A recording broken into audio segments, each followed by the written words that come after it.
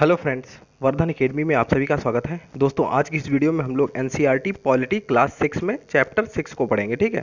और आज के जो चैप्टर का जो आपका जो चैप्टर है वो है गांव का प्रशासन, ठीक है। तो इसी के बारे में आज की वीडियो में हम लोग अच्छी तरीके से बात करेंगे। छोटा सा चैप्टर है, तो सही से इसको देख लेते हैं। यहाँ पे देखिए, भारत में 6 लाख से अधिक गाँव हैं। उनकी पानी, बिजली, सड़क आदि की ज़रूरतों को पूरा करना कोई आसान काम नहीं है। इसके अलावा ज़मीन के दस्तावेज़ों का रख-रखाव करना पड़ता है और आपसी विवादों को भी निपटाने की ज़रूरत पड़ती है। इन सब की व्यवस्था के लिए गाँव का प्रशासनिक ढांचा होता है। इस पार्ट में हम 2 ग्रामीण प्रशासनिक अधिकारियों के काम के बारे में थोड़े विस्तार से पढ़ेंगे, ठीक है। तो यहाँ से स्टार्ट है। यहाँ पे देखिए, इसमें हमेशा किसी कहानी के रूप में ही चीज़ों को समझा दिया जाता है बहुत अच्छे तरीके से, ठीक है। जितना आगे बढ़ेंगे उतना एग्जैक्ट चीज़ें मिलती जाएंगी, ठीक। तो ये तो 6 क्लास की बुक है, लेकिन इसको छोड़ा नहीं जा सकता। मोहन एक किसान है। उसके परिवार के पास थोड़ी सी खेती और जमीन है, जिस पर वह कई सालों से खेती कर रहा है। उसके खेत में लगा हुआ ही एक रघु का खेत है। दोनों के खेत एक छोटी सी मेड़ से अलग होते हैं। मेड़ मतलब जैसे दो खेत हैं जहां से जुड़ रहे होते हैं, मतलब जहां पर ज्वाइंट होता है, ठीक है। एक सुबह मोहन ने देखा कि रघु ने मेड़ को थोड़ा आगे बढ़ा लिया है। ऐसा करके उसने मोहन की कुछ जमीन अपने खेत में ले ली है, ठीक है, मिला ली है और अपने खेत का आकार बढ़ा लिया है। मोहन को बहुत गुस्सा आया, मगर वह थोड़ा डरा हुआ भी था, ठीक है। मोहन को गुस्सा बहुत आया, लेकिन वह थोड़ा डरा हुआ भी था। एक मिनट। हाँ, अब ठीक है। सॉरी, डरा हुआ भी था। रघु के परिवार के पास बहुत जमीन थी और इसके अलावा उसके ताऊ गांव के सरपंच थे। फिर भी मोहन ने हिम्मत जुटाई और रघु के घर पहुंच गया। दोनों के बीच कहासुनी हुई। रघु ने तो मानने से ही इनकार कर दिया कि उसने मेड़ को आगे बढ़ाया था। थोड़ी ही देर में झगड़ा शुरू हो गया। रघु ने अपने एक मजदूर को बुला लिया। दोनों मिलकर मोहन पर चिल्ला रहे थे। फिर उन्होंने मोहन को मारना शुरू कर दिया। हो हल्ला सुनकर पड़ोसी बाहर आ गए। उन्होंने देखा कि मोहन की पिटाई हो रही है।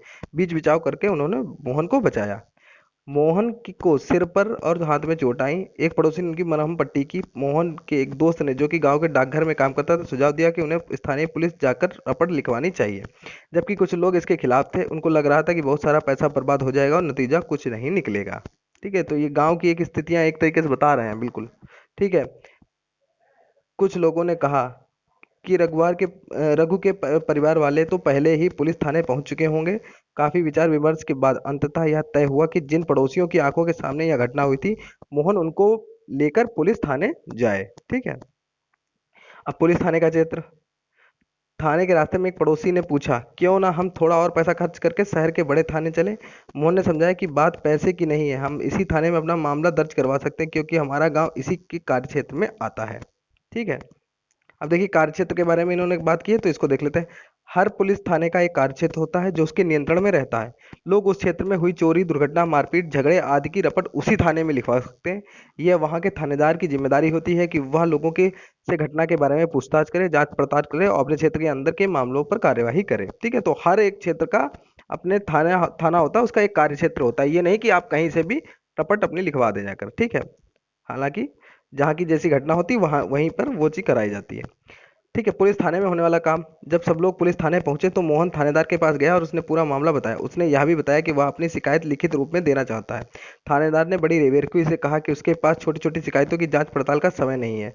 मोहन ने अपने घाव भी दिखाए, लेकिन थानेदार पर कोई असर नहीं हुआ। मोहन हैरान था कि उसकी शिकायत आखिर दर्ज क्यों नहीं की जा रही। मोहन बाहर गया और अपने पड़ोसियों को बुलाकर अंदर ले आया। पड़ोसियों ने थानेदार को समझाया कि मोहन और उनकी आंखों के बीच सामने पीटा गया है, ठीक है। अगर वे उसे ना बचाते तो उसे बहुत ही गंभीर चोटें आती। उन्होंने मामला दर्ज करने पर जोर दिया। अंततः थानेदार राजी हो गया। उसने मोहन को अपनी शिकायत लिखकर देने को कहा। थानेदार ने वायदा किया कि अगले दिन एक हवलदार घटना की जांच पड़ताल के लिए उनके यहाँ पहुंचेगा, ठीक है। अब आगे देखिए क्या हुआ। अब हाँ, अब देखिए क्या लिखा है। पुलिस थाने में जो भी हुआ उसके नाटक के रूप में, ये तो फालतू की चीज है। कहा, अब यहाँ पे देखिए, कहानी में पटवारी मोहन और रघु के खेतों को नापकर यह देख सकता था। पटवारी क्या कर सकता था, मोहन और रघु के खेतों को नापकर यह देख सकता थे कि वह गांव के नक्शे से मेल खाता है कि नहीं। अगर वह नक्शे से मेल नहीं खाता तो उसको पता चल जाता कि मेड़ खिसकाकर खेत की सीमा बदली गई है, ठीक है। अब राजस्व विभाग का काम क्या होता है, ठीक है, इसमें देख लेते हैं। आपने पढ़ा कि मोहन और रघु के खेत की मेड़ को जबरदस्त लड़ाई हुई है। क्या आपने ऐसा कोई तरीका नहीं था जिससे वह अपना मामला शांतिपूर्वक सुलझा लेते? क्या कोई ऐसे अभिलेख यानी रिकॉर्ड होते जिसमें यह पता चल जाए कि गांव में किसके पास कौन सी जमीन है? चलिए पता करते हैं यह कैसे किया जाता है। जमीन को नापना और उसका रिकॉर्ड रखना पटवारी का मुख्य काम होता है। अलग अलग राज्यों में उसको अलग अलग नाम से जाना जाता है। कहीं पटवारी, कहीं लेखपाल, कहीं कर्मचारी, कहीं ग्रामीण अधिकारी, तो कहीं कानून को कहते हैं। हम यहाँ जमीन का लेखा जोखा कर रखने वाले कर्मचारी के लिए पटवारी शब्द का उपयोग कर रहे हैं, ठीक है। प्रत्येक पटवारी कुछ गांव के लिए जिम्मेदार होते हैं। अगले पृष्ठ पर दिए गए नक्शे और उसके अनुसार बने खसरे यानी रजिस्टर के विवरण को देखिए। यह पटवारी द्वारा रखा गया गांव के लोगों की जमीन के रिकॉर्ड का एक हिस्सा है। आमतौर पर पटवारियों के पास खेत नापने के अलग अलग तरीके होते हैं। कई जगहों पर एक लंबी लोहे की जंजीर का इस्तेमाल करते हैं जिसे जरीब करत कहते हैं। अब देखिए जरीब किसे कहा जाता है, इस टाइप का क्वेश्चन पूछ दिया जाता है अक्सर वनडे एग्जाम जितने भी हैं। जरीब किसे कहते हैं, तो लोहे की जंजीर, ठीक है, जिससे चीजों को नापा जाता है, खेत को नापा जाता है, ठीक है। ऊपर दी गई कहानी में पटवारी रघु के खेतों को नाप कर या देख सकता था, सॉरी ये चीज हम मैंने पहले ही बता दी है, जबकि यहाँ से ये वो इससे जुड़ के आनी थी, ठीक है। तो ये हो गया। फिर अब देखिए पटवारी किसानों से भूमि कर भी इकट्ठा करता है और सरकार को अपने क्षेत्र में उगने वाली फसलों के बारे में जानकारी देते हैं। यह काम वह अपने रिकॉर्डों के आधार पर करता है, ठीक है। खसरा कहलाने वाले इस रिकॉर्ड में पटवारी ने अब यहाँ पे देखिए खसरा कहलाने वाले या रिकॉर्ड है, ठीक है। खसरा एक रिकॉर्ड होता है। इसमें देखिए इस तरीके से होता है और इसमें सब चीज़ों का लेखा जोखा होता है कि कितनी खेती किसके पास है, वही सारी चीज़ें, ठीक है। तो इसको तो आगे बढ़ाते हैं, यहाँ से देखते हैं। किसानों को अक्सर अपने खेत के नक्शे और रिकॉर्ड की जरूरत पड़ती है। इसके लिए उसको कुछ शुल्क देना पड़ता है। किसानों की इसकी नकल पाने का अधिकार, नकल मतलब फोटोकॉपी, ठीक है, मतलब एक तरीके से जो आपका नक्शा है उसकी फोटोकॉपी ही एक तरीके, ठीक है। हालांकि कई बार उनको ये रिकॉर्ड आसानी से नहीं मिलते। लोगों को इसको हासिल करने के लिए कई मुश्किलों का सामना करना पड़ता है।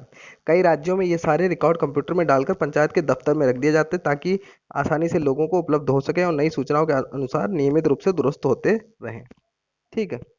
बस इतना ही था यहाँ पे, ठीक है। यहाँ पर देखिए कहाँ से छूटा था ये, यहाँ से ऊपर दी गई, कहाँ से छूट गया ये, कुछ समझ में नहीं आ रहा। लेसन तो मैंने कहीं से काटा ही नहीं है, फिर ये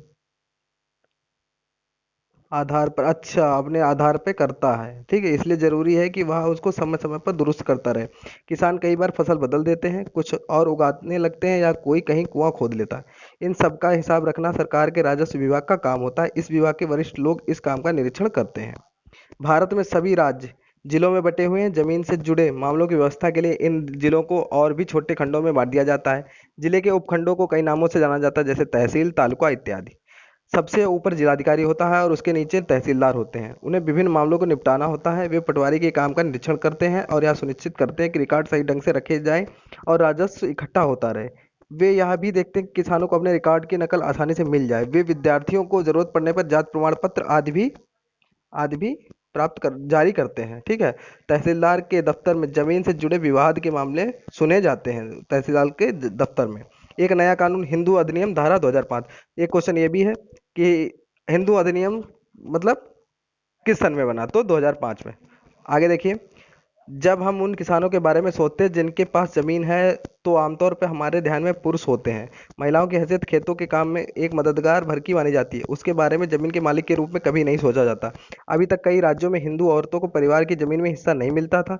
पिता की मृत्यु के बाद जमीन बेटों में बांट दी जाती थी। हाल ही में एक कानून बदला गया है। यह कानून के अनुसार हिंदू परिवारों में बेटियों और उनकी मां को जमीन में बराबर हिस्सा मिलता है। यह कानून सभी राज्यों और केंद्र शासित प्रदेशों में भी लागू होगा।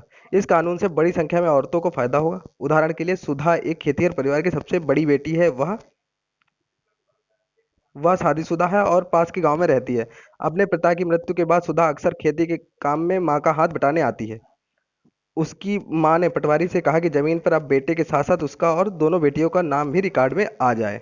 सुधा की मां बड़े आत्मविश्वास के साथ छोटे बेटे और बेटी की मदद से खेती का काम संभालती है।